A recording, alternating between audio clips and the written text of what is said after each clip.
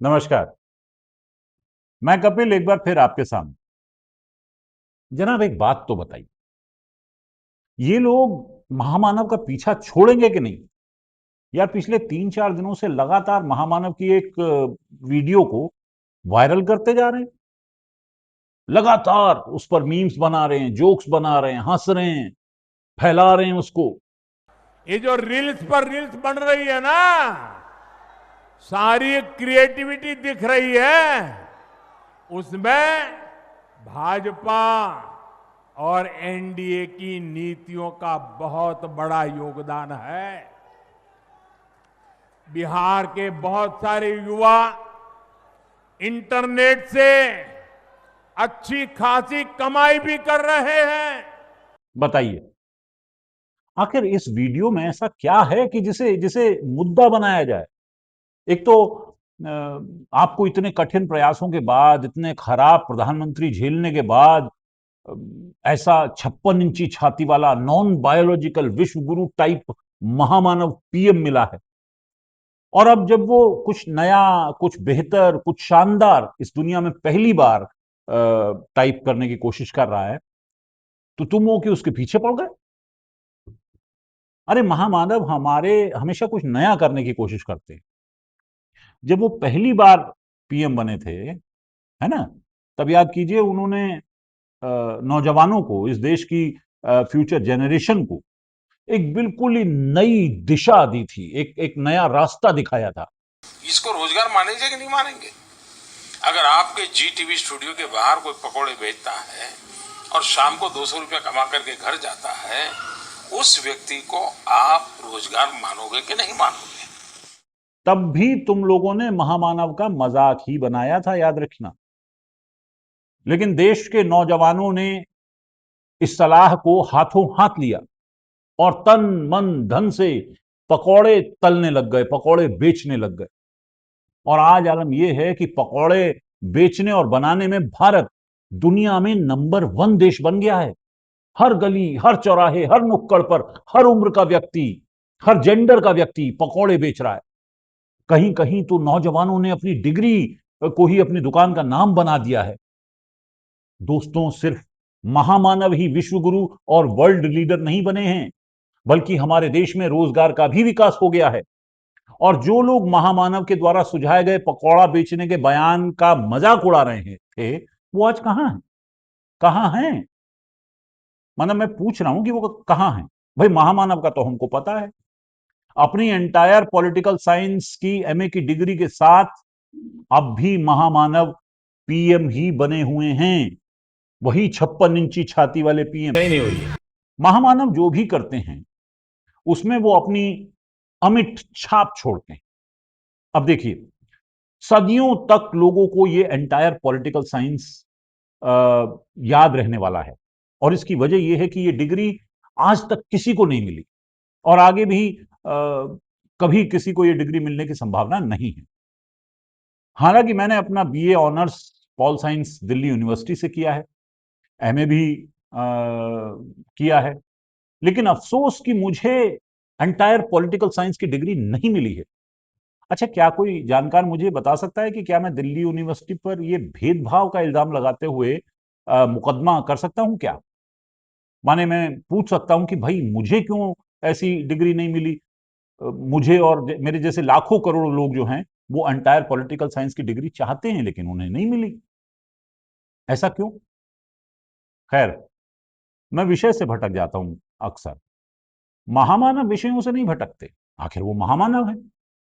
इसलिए जब से वो इस देश के राजा नियुक्त हुए हैं, उन्होंने कसम खाई है कि देश को बेरोजगारी से और बेरोजगारों से मुक्त कर देंगे। आप जरा ध्यान से सुनिएगा। बेरोजगारी दूर करने के दो तरीके होते हैं। एक तो यही है कि रोजगार उपलब्ध करवाया जाए। अब इस तरीके में कई अड़चनें आती हैं। सरकारी नौकरियां हैं नहीं, क्योंकि सरकारी काम के लिए तो लोग ठेके पर रखे जाने लगे हैं। दूसरा, सरकारी सेक्टर को प्राइवेट हाथों में, या सीधा कहो तो अडानी के हाथों बेच दिया जा रहा है। इसलिए नौकरियों की गुंजाइश कम होती जा रही है। अब इसके अलावा पहले तो वैकेंसी नहीं निकलती। अब वैकेंसी निकलती है तो पेपर लीक हो जाता है। अच्छा, वैकेंसी निकली, पेपर भी लीक नहीं हुआ, तो जो पेपर पास करता है उनका नियुक्ति पत्र आते आते 15-20 साल लग जाते हैं। ऐसे में सीधे रास्ते से रोजगार सृजन तो नहीं हो सकता। कैसे होगा? तो रोजगार सृजन का दूसरा तरीका है, हर उस चीज को रोजगार का नाम दे दीजिए जिसे आप 2 पैसा कमाते हो। अब मान लीजिए आप बेरोजगार हैं और मजबूरी में दोस्तों, रिश्तेदारों, परिवार के लोगों के तानों से बचने के लिए किसी दिन के समय गांव के तालाब में मछली पकड़ने चले जाते हैं। अब आप तो गए मछली पकड़ने। उस व्यक्ति को आप रोजगार मानोगे कि नहीं मानोगे? या मान लीजिए आपने बेरोजगारी से तंग आकर भीख मांगना शुरू कर दिया। हालांकि शुरू में आपको किसी ने ना पूछा, क्योंकि आपको एक्सपीरियंस तो है नहीं भीख मांगने का। लेकिन फिर आपको थोड़ी बहुत भीख मिलने लगी, आपका गुजारा चलने लगा। अब आप मुझे बताइए कि उस व्यक्ति को आप रोजगार मानोगे कि नहीं मानोगे? आपके पिता ने आपको पढ़ाने के लिए अपना छोटा मोटा खेत मान लीजिए बेच दिया। आपने भी अपनी पूरी मेहनत की और बीटेक में अच्छे नंबरों से पास भी हो गए। इसके बाद आपने अपनी जिंदगी का सबसे अहम, सबसे महत्वपूर्ण काम यानी नौकरी की तलाश शुरू कर दी। नौकरी तो मिली नहीं। फिर मजबूरी में आपको डिलीवरी बॉय का काम करना पड़ा, जिसमें सैलरी तो कम थी ही, लेकिन गालियां भी बहुत मिलती थी। अब आप मुझे बताइए कि उस व्यक्ति को आप रोजगार मानोगे कि नहीं मानोगे? इसी तरह दोस्तों, दुनिया में तमाम तरीके के काम हैं जिन्हें करने के बाद आप खुद को कुछ भी कह लें, बेरोजगार नहीं कह सकते। महामानव की रोजगार देने की इस तकनीक से दुनिया में बेरोजगारी का आंकड़ा यूं धड़ाम से नीचे आकर गिरेगा कि क्या न्यूटन का सेब भी गिरा होगा पेड़ से भाई साहब। सच बता रहा हूं, आपको ग्रेविटी का कोई नया नुस्खा इजाद करना पड़ेगा। इस तकनीक का सबसे बड़ा फायदा यह होता है कि सरकार को कोई काम नहीं करना पड़ता, बस आंकड़ों में थोड़ी हेर फेर करनी होती है, और वो कोई बड़ा काम तो है नहीं। ये जो दुनिया भर के आईएएस, आईपीएस, आईआरएस, आईएफएस ये जो बनाए हुए हैं, ये किस लिए हैं जी? इनका मुख्य काम यही है कि महामानव जब चाहें तब उन्हें मन मुताबिक आंकड़े मुहैया करवा दिए जाएं। अब जैसे ये बेरोजगारी के आंकड़े का ग्राफ है, देख रहे हैं आप? अब इसमें देखिए तीर ऊपर की तरफ जा रहा है, यानी बेरोजगारी बढ़ रही है।